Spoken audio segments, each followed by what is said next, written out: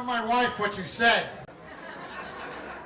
I want you to know that only an Albanian function sponsored by Alva Life would get me to come from the beautiful Bronx on Memorial Day weekend to godforsaken Staten Island. I'm just kidding around, so don't beat me up. I also schlepped some Bronx people with me. Reside, the head of the Albanian American Foundation. George, who volunteered to be the chauffeur.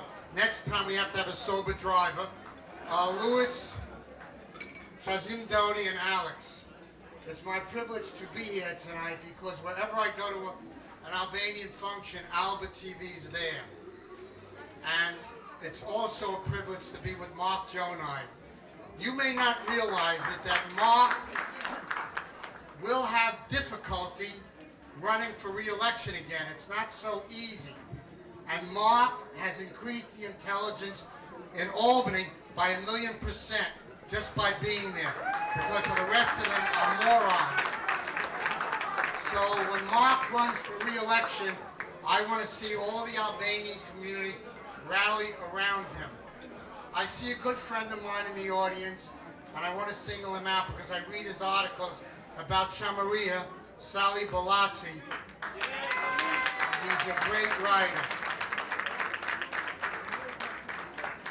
Also, there's a friend of mine in the audience, and I read his paper, and that's where I get my information from, Illyria. I meant to bring Vebi and his lovely wife, Mrs. Vebi, because I forgot her first name. There was an article in Illyria that I wanted to bring tonight, but I forgot to bring it. The article shows an American bomber flying over Serbia, bombing Serbia, with a Jewish star on it. It showed the gross anti-Semitism of the Serbians. I am proud that they had a Jewish star in that bomber because the Jewish people of America were on the right side, being with the Albanian people. And I'll tell you something, and I apologize if I'm not saying it right.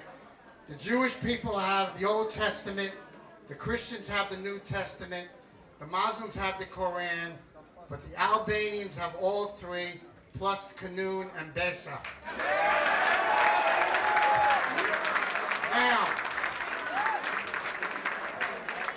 you don't know how similar the Jews are to the Albanians because we all get kicked in the ass for thousands of years, but we never give up and we never surrender.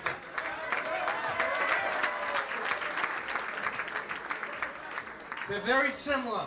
Albania's 10,000 square miles, Israel's 10,000 square miles. There are 6,000 Jews, 6 million Jews in Israel, 6 million Jews in Albania, surrounded by enemies on all sides, and they won't give up and they'll never surrender. And you know what else they have in common that distinguishes and makes the Albanians great?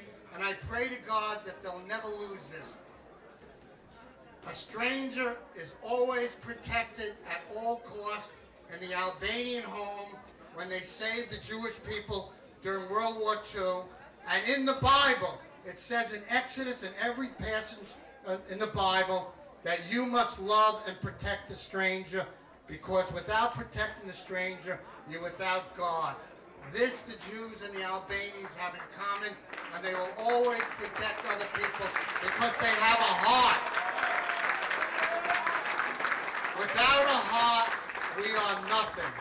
And with a heart, we will live forever. And I want to thank you for this great honor, Jamal and Kozafa.